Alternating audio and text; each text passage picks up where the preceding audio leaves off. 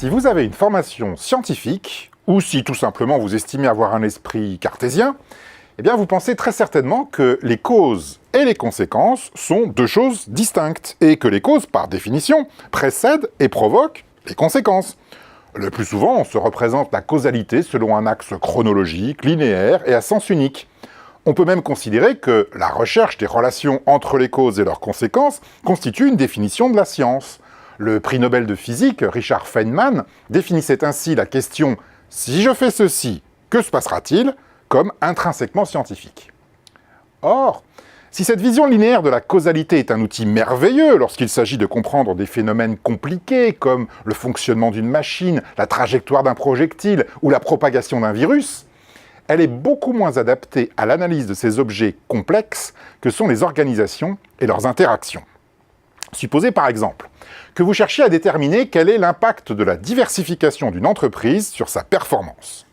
Une entreprise diversifiée est-elle plus ou moins performante qu'une entreprise spécialisée? Vaut-il mieux avoir plusieurs activités ou une seule?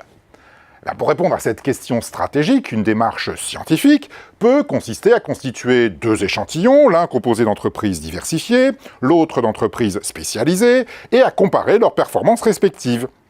Alors imaginez que vos résultats montrent que les entreprises diversifiées sont statistiquement moins performantes que les entreprises spécialisées.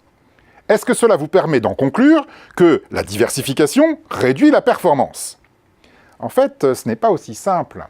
Car si vous pouvez observer qu'il y a bien un lien entre la performance et la diversification, il est difficile de déterminer laquelle est la cause et laquelle est la conséquence. Est-ce que la performance est plus faible parce que la diversification est plus forte?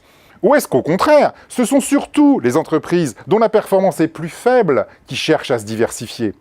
Il est très difficile de savoir si la diversification détermine la performance ou si, à l'inverse, c'est la performance qui détermine la diversification. Dans le premier cas, la diversification est la cause de la moindre performance. Dans le second, elle en est la conséquence. Alors, en termes d'organisation et de stratégie, il est fréquent que l'on puisse ainsi inverser les causes et les conséquences. Si un industriel constate que sa marque est peu connue, alors il peut décider de produire en marque blanche pour des distributeurs. Or, c'est peut-être justement parce qu'il produit en marque blanche que sa marque est peu connue. Si un dirigeant anticipe une guerre des prix, il risque de la provoquer. Si un manager considère que ses subordonnés sont peu fiables et qu'il décide de les contrôler plus sévèrement, il risque en fait de créer un climat de défiance qui encourage leur opportunisme. Au total, pour comprendre des phénomènes complexes, et les organisations sont des objets éminemment complexes, la causalité linéaire est insuffisante, voire trompeuse.